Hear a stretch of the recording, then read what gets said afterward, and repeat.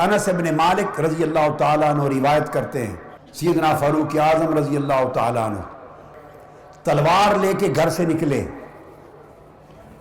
راستے میں کسی نے پوچھا کہاں جا رہے ہو عمر؟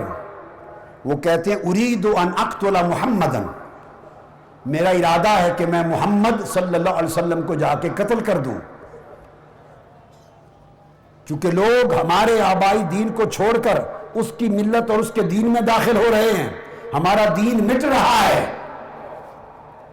پوچھنے والے نے پوچھا کہ اپنے گھر کی بھی خبر لی ہے؟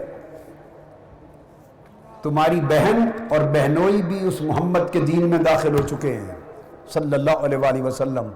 تلوار کے ساتھ واپس پلٹ گئے، گھر میں داخل ہوئے، کھڑکی کے قریب آواز سنی، آواز آ رہی تھی، دیکھا تو ان کی بہن سورہ طٰہٰ کی تلاوت کر رہی ہے۔ آگے بڑھے، اپنے بہنوئی پر حملہ آور ہوئے، وہ بھی مسلمان ہو چکے تھے، حملہ آور ہوئے تو آپ کی ہمشیرہ نے بڑھ کر دفاع کیا، ہمشیرہ کا چہرہ زخمی ہو گیا، خون بہنے لگا۔ ہمشیرہ نے اتنا جملہ بولا، بھائی عمر تو نے بڑا غضب کیا۔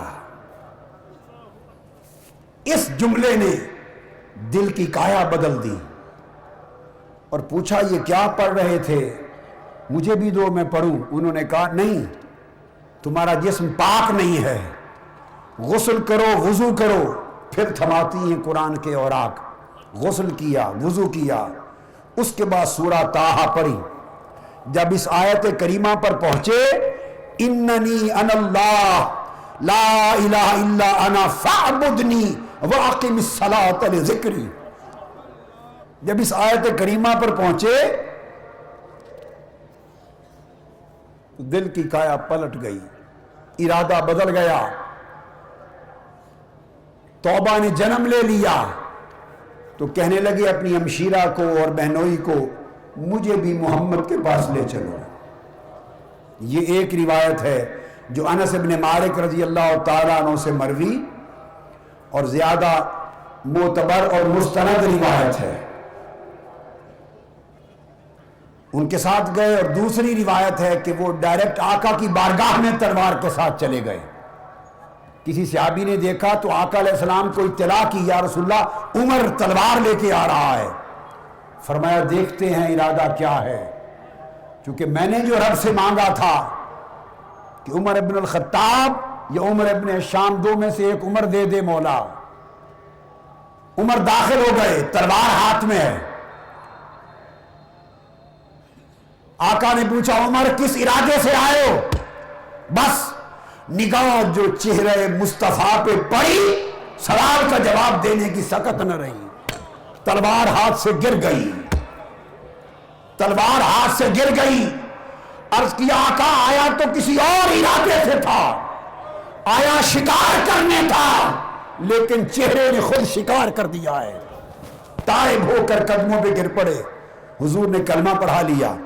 جب کلمہ پڑھا تو کہنے لگے کہ آقا اب کلمہ پڑھ لیا ہے میں نے، اب عبادت بیت ارکم میں نہیں ہوگی، اخرج یا رسول اللہ۔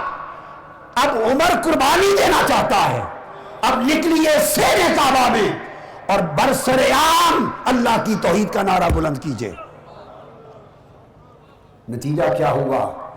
دیکھیے کہاں وہ غضب کی، عداوت کی کیفیت کہ تلوار لے کر شہید کرنے آئے ہیں، مگر جب توبہ ہوتی ہے تو وہ ارادہ شہادت، ارادہ قتل رکھنے والا عمر جب تائب ہو کر غلامی مصطفیٰ میں آتا ہے تو فرق نہیں رکھا جاتا، پھر اسی کے لیے کہا جاتا ہے کہ اب لو کان بعدی نبی لکان عمر، اگر میرے بعد کوئی نبی ہونا ہوتا تو وہ عمر ہوتا۔